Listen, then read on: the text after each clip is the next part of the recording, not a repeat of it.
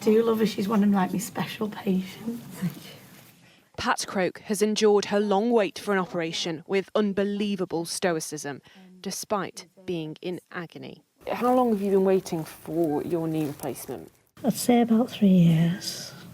But then, you know, the COVID but it's sort of, you have to wait, don't you? Everybody's waiting. And what was it like? What was the pain like for the 3 years you were waiting? Oh, absolutely atrocious. 2 weeks ago, she finally had her surgery. It's a massive relief. All this time, she's barely left her home, practically unable to walk. I had so many falls. All around this side here, there was no skin at all. I'd scraped it all off. Pat is recovering at Halton Hospital in Cheshire.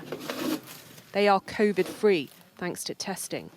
Some hospitals have stopped screening if you don't have symptoms.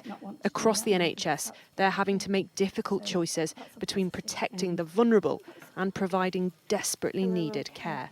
There's a patient that I've spoken to recently her operation was cancelled 5 times and 3 times of that were because of COVID. You have to think about how that limits people's lives. You could be waiting years for operations. It's increased pain. You know, their quality of life, you know, just deteriorates.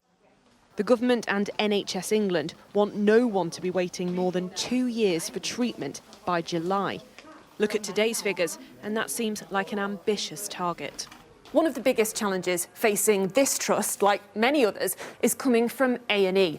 People who put off seeing a doctor during the pandemic, now really sick. People who can't get a GP appointment. They're all showing up at the emergency department, and they need specialists delaying care for other patients.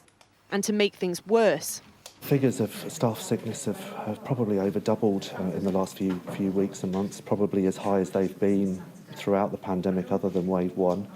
And we're doing that at the same time as opening up more and more escalation beds to cope with the demand. So that is a really difficult, real challenge for us. Chronic pain and the pandemic isolated Pat from her great-grandchildren.